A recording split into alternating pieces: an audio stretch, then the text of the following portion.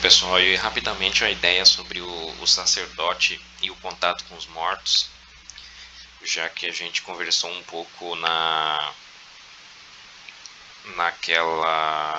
naquela ideia dos porcos, da expulsão dos demônios aos porcos lá, né, na terra dos Gadarenos, de que, apontando hoje para o que a gente tem em Roma, né, que Roma ela tá com o ofício do sacerdócio blasfemo, porque roubaram, né, a herança, mas eles já estão, quem conhece a lei já é possível perceber neles a falsidade do sacerdócio, até porque eles estão montados em cima de mortos, literalmente, né?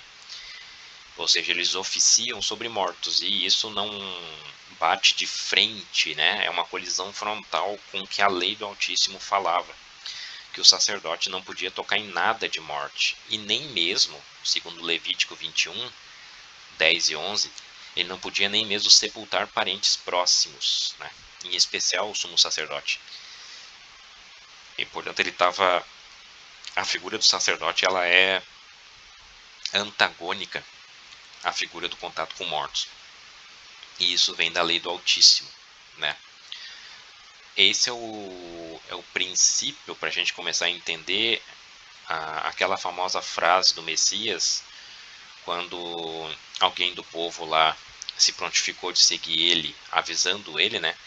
Mas ainda condicionou no sentido de que primeiro ele fosse sepultar o próprio pai dele. E o Messias respondeu, o que parece ser uma resposta bastante áspera, né, dizendo que não, deixe que os mortos enterrem os seus próprios mortos, e tu me segue, né? Siga-me e anuncie a palavra. Quer dizer, o que é isso aqui? Isso aqui ele estava nos convocando a ser sacerdotes junto com ele, né? Como de fato a gente hoje tem essa figura bem clara, tá lá nas cartas de Pedro, né? Que ele como o verdadeiro sumo sacerdote, e nós hoje todos somos convidados a serem sacerdotes com ele, né? E levitas, né? Para ministrarem no templo dele, que é o tabernáculo, certo? E portanto, tanto o sumo sacerdote como os sacerdotes, se vocês lembrarem lá, eles não tinham posses, né? Eles não tinham propriedade, quer dizer, na verdade o apego com as coisas daqui, né, deve estar cortado por parte de cada sacerdote, cada levita, tá? O apego com as coisas daqui, com as propriedades daqui, ele deve estar cortado, tá? E para a gente também não se preocupar, até porque ele mesmo nos prometeu, o Messias nos prometeu que qualquer um que tenha deixado pai, mãe, filho, cachorro, papagaio, terra, enfim, por amor ao nome dele, pela palavra, receberá 100 vezes tanto, né? Então essa tem sido a nossa esperança, tá? Mas veja que os levitas, então, eles não podiam ter propriedade, né? Propriedade aqui, no caso, no sentido de uma vinha para cultivar, uma terra para arar, não. O serviço deles deveria ser exclusivo ao tabernáculo, tá? E então, portanto, como o Messias se identificou como sumo sacerdote, ele convocou nós todos a serem sacerdotes também. E se a gente, na condição de sacerdote, a gente não deve tocar em coisas de morte, né? O que é coisa de morte? Coisa de morte no sentido espiritual, claro, né? Aqui não está falando para que a gente agora não, por exemplo, não participe de um funeral de algum parente nosso, fisicamente falando, né? Ou toque em um animal morto na rua, por exemplo, ou um animal mesmo que seja nosso, doméstico, morto, né? Isso lá atrás era assim por conta da prefiguração física, certo? Hoje a gente sabe que a questão física não é isso que vai decidir. Nós não somos mais julgados por isso, mas pelas coisas espirituais, ou seja, o que são as coisas que nos levam à morte hoje, espiritualmente falando, né? E o contato, ou seja, a convivência, a harmonia com quem é morto, com quem é morto espiritual, isso é que nos traz impureza, tá? Isso é que nos traz impureza. Mas aí de acordo com a lei, em Números 19, do 11 ao 13, o sacerdote que toca mortos tem de se purificar, ou seja, os salvos, né, os sacerdotes, aqueles subordinados ao sumo sacerdote, o Messias, quando entram em contato com coisas de mortos, não podem deixar que isso penetre em seu templo. Isso é que é uma purificação.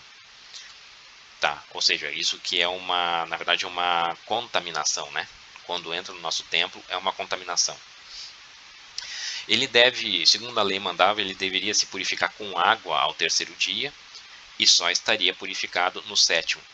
Mas acontece que se a gente lembrar das vigílias do dia hebreu, né, a figura do terceiro dia é a mesma do sétimo dia. Por mais paradoxal que isso possa parecer, mas é que apenas depende do ponto de vista. O terceiro dia e o sétimo dia são o mesmo. Por quê? Porque o terceiro dia, ele é o terceiro dia a partir da água ter visto ao mundo, a palavra que limpa a água da vida, certo? A verdadeira água que nos purifica, ela veio na transição do quarto e para o quinto dia, se vocês lembrarem lá, né?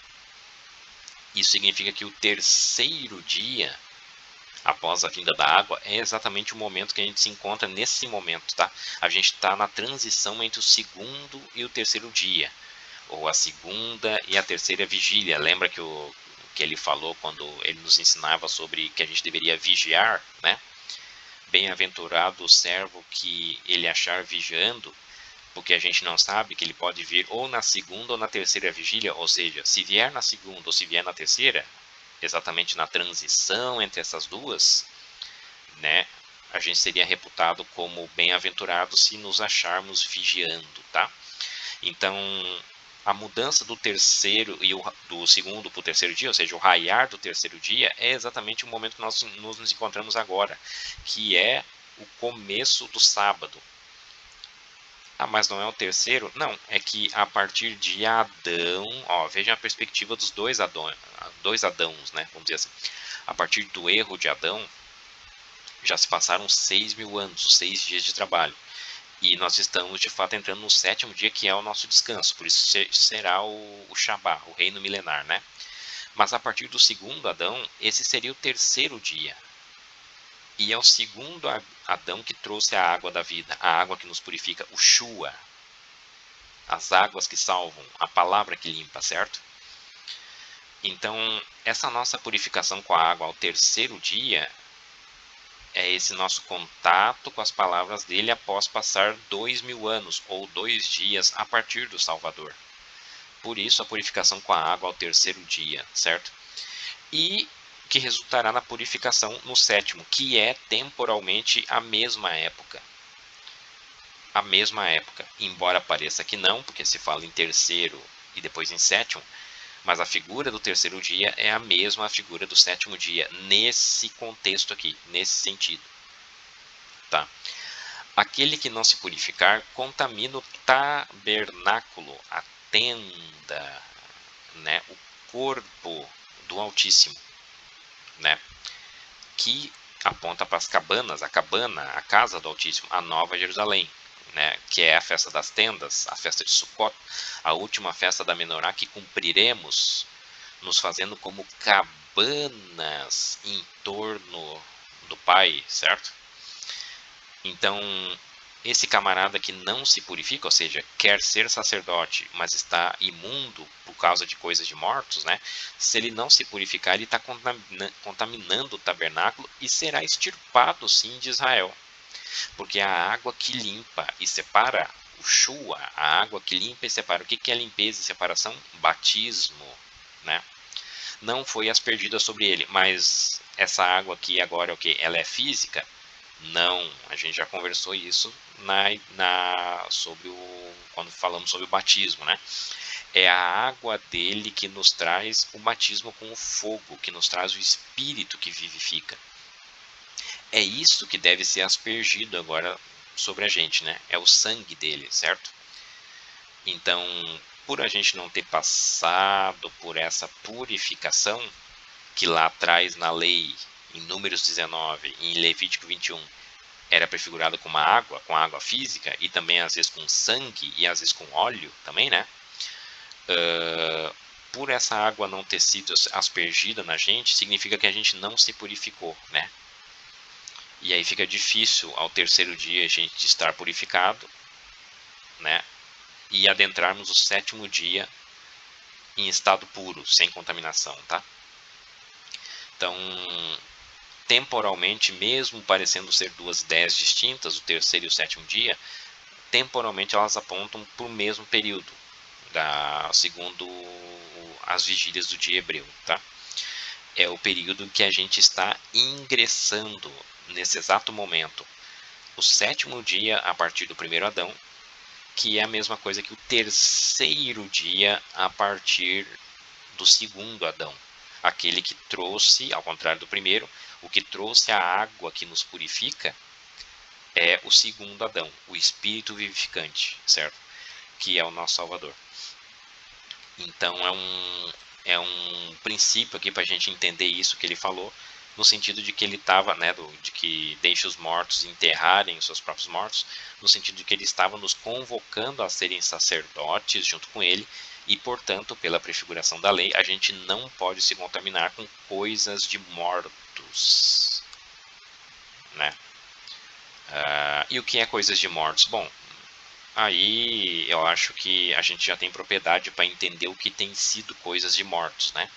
Se for nominar aqui, fazer uma lista, vai o dia todo falando, mas em essência, né? O caixão de Jacó, né? É aquilo que representa a própria liturgia física que era praticado no tabernáculo lá atrás, né? Que lá atrás era apenas sombra, mas hoje ainda se firma a confiança nisso, né?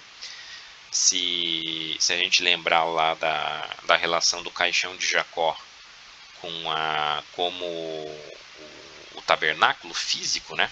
Que a gente já conversou anteriormente, a gente vai entender o que significa essas coisas de mortos, né?